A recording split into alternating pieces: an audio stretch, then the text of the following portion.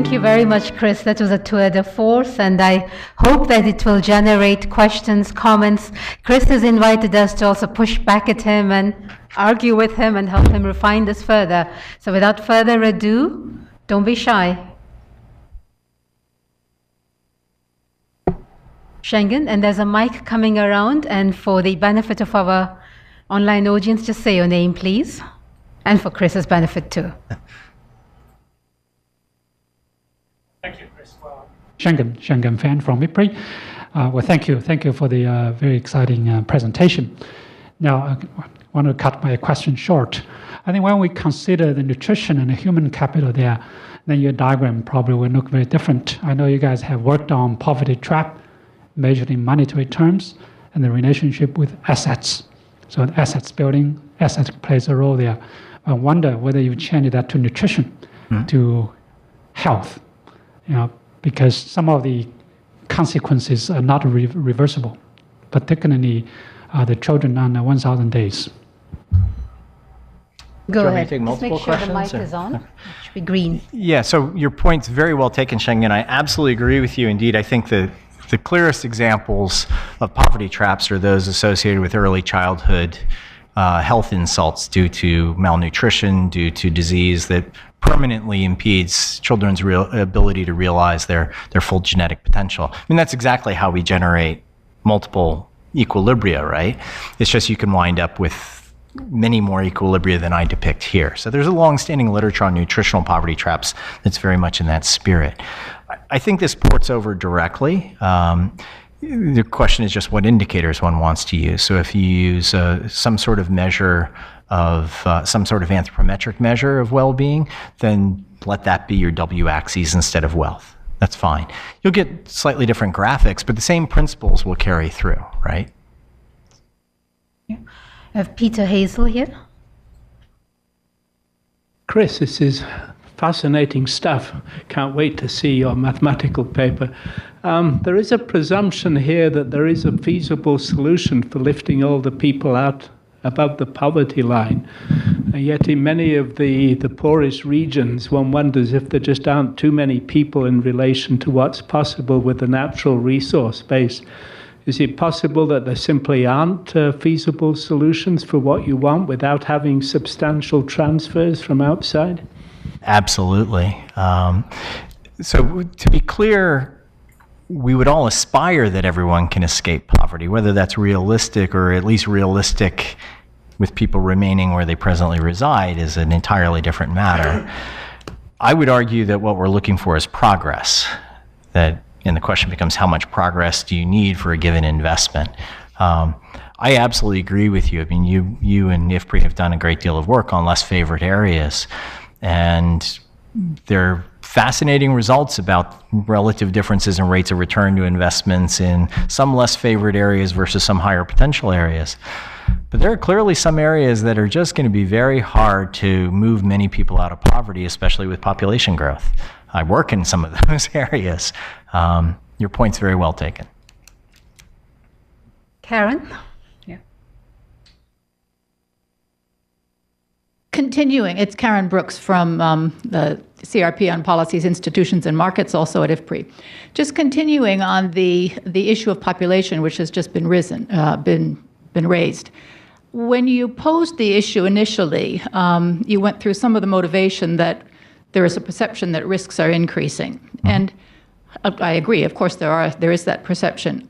On the other hand, I didn't hear mention of some of the factors which should be contributing to reduction of risks. And for example, the greater integration globally, the fact that fewer parts of the world are geographically isolated than was the case in prior decades, that should be contributing toward reduction of risks because there is a greater opportunity for spreading and lower costs of addressing some of those risks. That didn't come in your presentation, but it made me wonder, would it make a difference in thinking about resilience if we separated the issue of, is there really an increased frequency of different shocks and risks, or are we instead looking at increased costs associated with those shocks when they hit, because we have higher populations in areas that are subject to those risk and stress factors? It doesn't make the resilience issue any less important, but it perhaps gives us a different way of looking at it.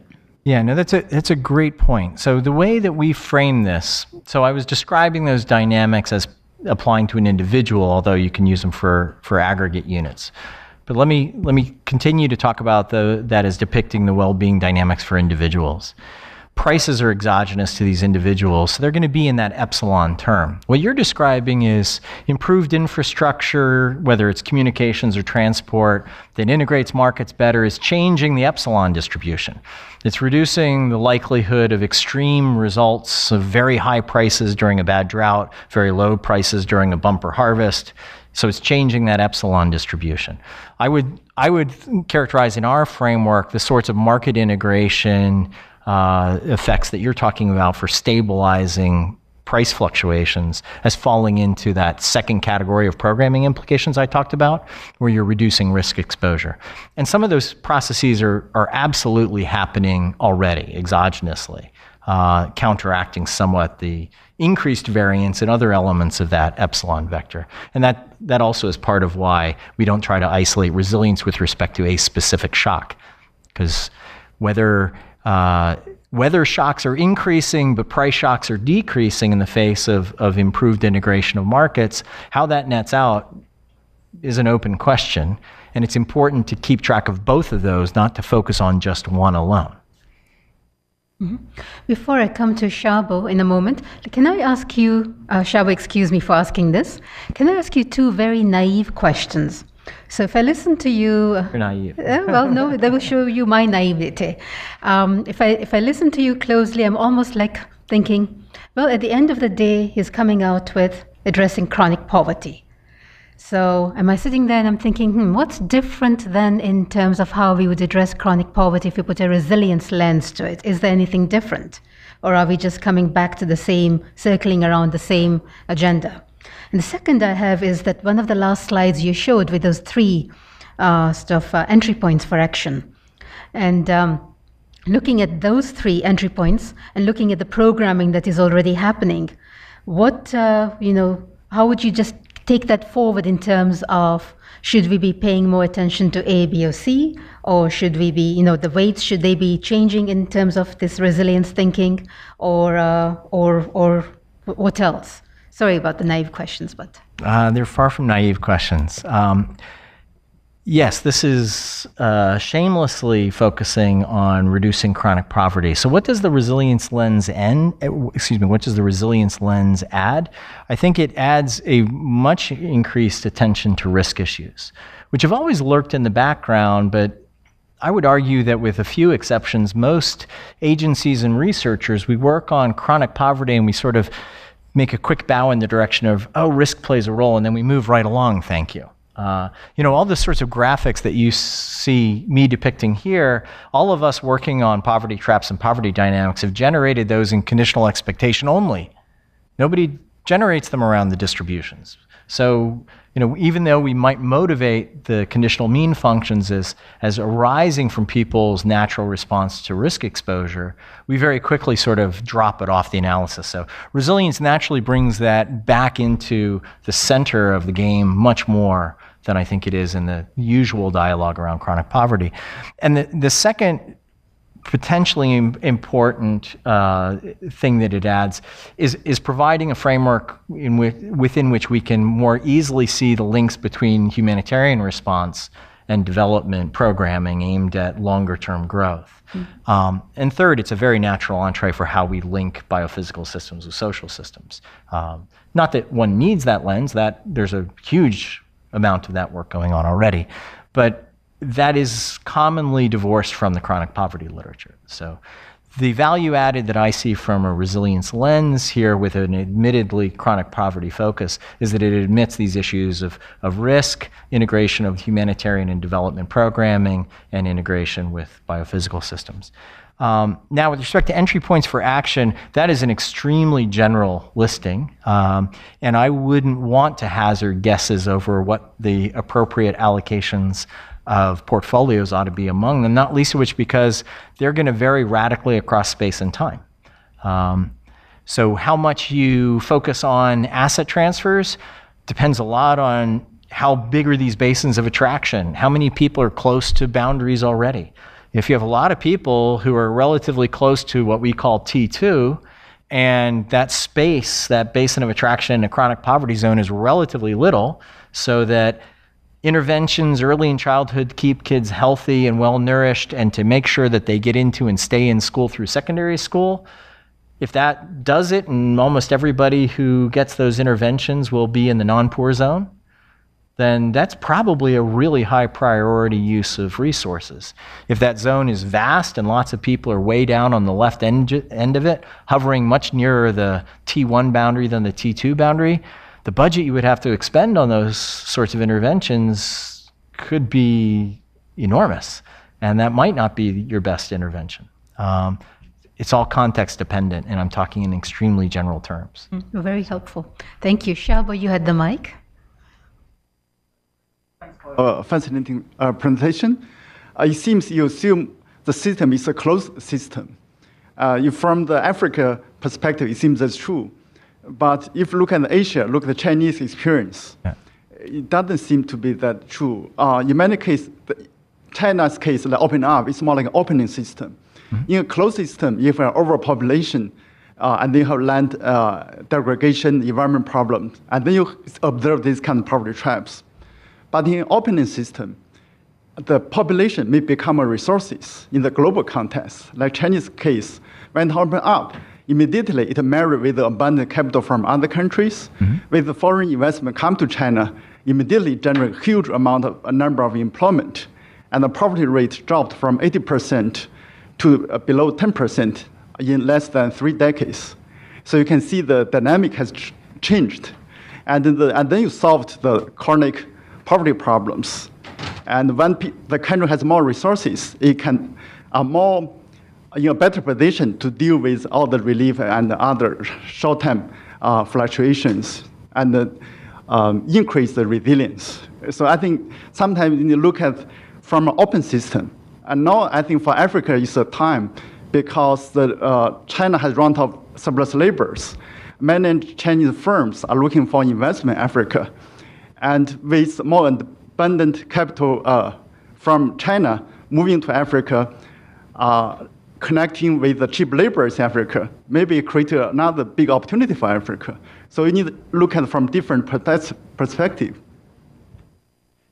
So I'm sorry that I seem to have mistakenly communicated that there's something about this that requires a closed system. There's absolutely nothing in this that requires a closed system. Again, start from the dynamics I was depicting here as representing individuals. Clearly the trade regime, the investment regime are all exogenous to the individual, right? And that's going to be true, I would argue, up through community levels. At national level, it starts to get it to be a different matter. But so what you're describing is what I was characterizing as that third class of programming possibilities for interventions, ones that change the underlying mapping of W and epsilon into tomorrow's W. Because we're not talking about giving people an asset. We're not talking about changing underlying risk. You're just talking about changing the underlying incentive structures. Now, whether it was foreign direct investment that's the big driver in China or other things, early agrarian reforms, population policy, any of a whole host of things, and you're much better placed to make a credible argument what were the key ones than I am, Xiaobo. But those are all lurking in the background and changing the underlying incentives people have to engage in accumulation, to invest, to try to grow. And the way I would translate your question into the terms of our theory and graphics is that you're describing institutional arrangements and changes in institutional arrangements that wipe out the possibility of that chronic poverty zone, that it no longer is going to be rational for many people to fail to invest in accumulating education, to invest in migrating to cities, to find jobs, et cetera, that the underlying policy regime changes in a way that shifts that curve. And that sort of change of the phase diagrams that you can see the state space partitioning shift quite radically. That's very common in these systems. That's exactly what you see in nonlinear dynamical systems, right? Modest change in a parameter, suddenly something that has multiple basins of attraction suddenly has one, or vice versa. And that's precisely the role of policy reforms. is to change the underlying individual behaviors that aggregate into these dynamics. So there's nothing about this that's a closed system. It's just that's even further in the black box than everything else I talked about. And you're rightly foregrounding it. I think let me take one last question for a person behind the pillar. Thank you. Thank you. I'm Terry Van Bastela from Abt Associates. Good to see you again, Chris. I find interesting in your story about the two widows is that what really made the difference between the outcomes was the role of social networks. So I'm trying to see where you think your theory leads you in terms of identifying factors like those that really affects resilience in addition to social networks. Yeah. Well, so as we try to make clear in the paper, if you get a chance to look at it, and I probably didn't make very clear in presentation, what we're trying to underscore is that social networks clearly play a big role, or social institutions broadly, but whether they're positive or negative isn't always clear. And one of the things we want to caution people against is what sometimes appears an overly romanticized view of social networks' role in stimulating development, that the social solidarity that protects the one woman is precisely the social solidarity that is an instrument of power to impoverish the other woman. That the solidarity among villagers, that once she's crossed her brother-in-law, no one's going to help her out. This is the dark side of social capital, right? And so it's precisely that basic point that clearly these social relationships matter enormously because they condition the behaviors all of us engage in. And those behaviors are what generates these wealth dynamics. But which way they point isn't always clear, and it's really important to pay attention to that. In particular, as governments have made a much bigger effort to implement social protection programs, understanding the consequences of that for pre-existing informal social protection is terribly important. An unreliable government-administered program that induces displacement of the pre-existing informal systems of social protection could leave people much less protected than they were in the absence of a formal safety net, even though on paper it looks like we've got something great in place now. That's why it's really important to pay attention to those things. But very quickly I hit the boundaries of my own disciplinary space's ability to address those questions. David, did you have your hand up? Yeah, just take the mic. It's on. David Spielman from IFPRI. Chris, just picking up on that last point about your disciplinary boundaries. As you've been developing these ideas, and your co-author is a psychologist, you said, how have you been interacting with people working on sustainability science or the biophysical side of your theory, of those ecological systems and whatnot? How has that experience been, and what have you learned from it? Very uneven. So, it's any interdisciplinary project is hard, and we start with problems of vocabulary. We talk past each other all the time. You have to build a lot of trust because, for better or worse, in academic institutions where we all get our training, we sow the seeds of distrust about other disciplines implicitly in how we train people. That I train graduate students in economics that here's how you do it, and by the way, those anthropologists and sociologists, they aren't quite doing it as well. We sow those seeds, unfortunately, in how we develop our own discipline-specific toolkits. So you have to work actively to overcome them. And that takes a lot of time, and everybody's busy, so sometimes it works, sometimes it doesn't. Depends a lot on individual personalities. I find the key is by starting with where this has been successful and reflect, the benefit of having just come back from 6 months sabbatical. Lots of time to reflect on things, walking beautiful beaches in Australia. What are some of the things that have differentiated the successful interdisciplinary collaborations from the unsuccessful ones, especially around chronic poverty issues? One is being very clear about what our ultimate dependent variable is. Where we have a common dependent variable, we're each concerned about poverty, we just have different toolkits and different paths to get at it. It's a lot easier to make progress than discovering a year in that we're actually about different things. The one group is really worried about conserving these really cool biota, and I'm really worried about the kids who live in the villages. And at the end of the day, if we have to prioritize one or the other, we're going to come down on different sides. And maybe it's not surprising we're having a hard time figuring out what assumptions are important and which ones aren't.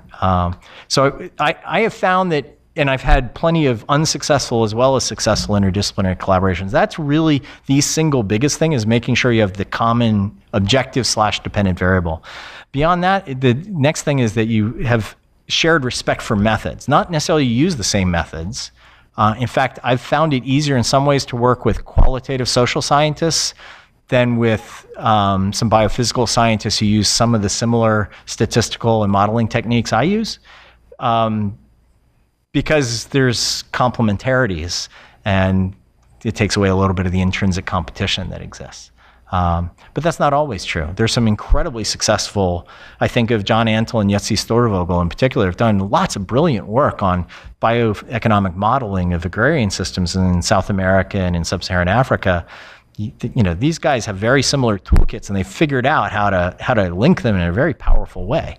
I think examples like that are worth paying some attention to. I'd like to suggest that I formally bring this seminar to a close, and those of you who want to continue to interact with you for the next few minutes can do so. But before I do that, I'll make 2 points, or 3 points. Chris has a paper. It's a draft paper. He has warmly invited comments, reactions, suggestions, etc. So please don't be confined to just the room. If in the middle of the night you wake up and you have a brainwave, I'm sure that the next morning Chris might appreciate a comment, not in the middle of the night. Second is, Chris, you mentioned you have a companion piece coming out on measurement. I think that would be a lot of interest to a lot of people around this room, because I think along with the buzzword of resilience, the buzzwords of measuring resilience keep coming up. And I think anything we can have to help move that discourse in more credible ways forward would be very helpful.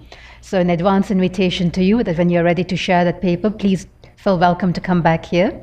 And the third is to thank you very much for helping us with sharing of your draft paper here, helping us to think through some of these things, putting the resilience lens, as you say, helping us, particularly me, as we begin to plan this 2020 conference process of how we can think through in different ways.